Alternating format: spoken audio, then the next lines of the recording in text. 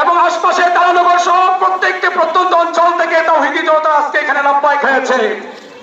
সম্মানিত উপস্থিতি, আর আমরা কাল বিলম্ব না করে সর্বশেষ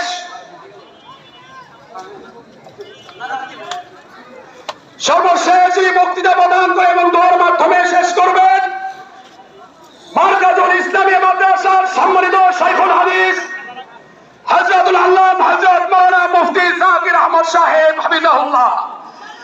নারে তাকবীর, নারে তাকবীর, আল্লাহু আকবার, নারে তাকবীর, আল্লাহু আকবার। হযরতের বক্তৃতার আগে একটা কথা বলতে চাই। তোমরা আমাকে গালি দাও, আমি মানতে পারি। আমার বাবাকে গালি দাও, সেটাই মানতে পারি। আমার মাকে নিয়ে গালি দিবা, সেটা আমরা মানতে পারি। আমার বংশে গালি দিবা, মানতে পারি। 200 কোটি মানুষের হৃদয় স্পন্দন, কলেজের টুকরো বিশ্বনবীর সম্পর্কে কোন কালিমা লেপন করার জন্য চেষ্টা করলে মুখের চাপড় দাঁত ভেঙে ফেলা হবে, ফেলা হবে। এই পর্যায়ে হযরতের মূল্যবান বক্তৃতা পেশ করার জন্য সবাই অনুরোধ করছি। السلام عليكم ورحمة الله وبركاته. نحمده ونصلي على رسوله الكريم أما بعد. أعوذ بالله من الشيطان الرجيم. ورفعنا لك ذكرك. وقال النبي صلى الله عليه وسلم من سب نبيا فاقتلوه. صدق الله المولانا العظيم. সম্মানিত নূরপ্রেমিক তাওহীদি জনতা, আপনার দীর্ঘক্ষণ এই বৃষ্টিতে ভিজে নবী প্রেমের যে নিদর্শন আজকে স্থাপন করলেন, আল্লাহ রাব্বুল আলামিন আরশ আজিম থেকে তাকিয়ে রয়েছে। আপনাদের আগমন অবশ্যই আল্লাহ কবুল করছেন।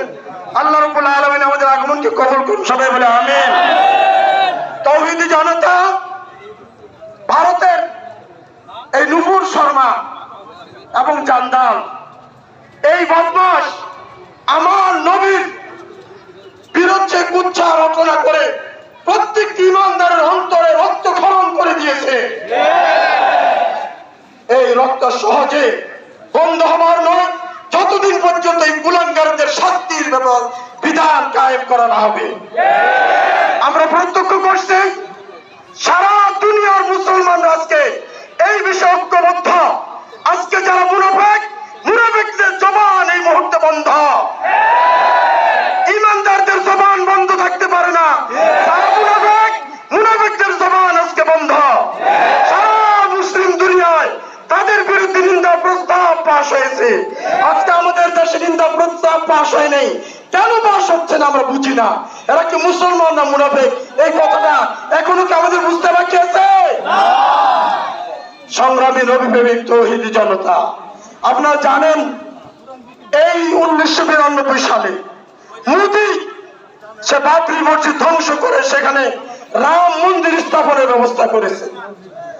এই মোদী 2000 সালে গুজরাটে নিরীহ মুসলমানদেরকে আগুনে পোড়ানো সহ বিভিন্ন ভাবে হত্যা করেছে। তাকে ওই গুজরাটের কসাই মোদী হিসেবে সকলেই চিনে, কি বলে ঠিক না বেঠি? আমরা এটা বুঝি।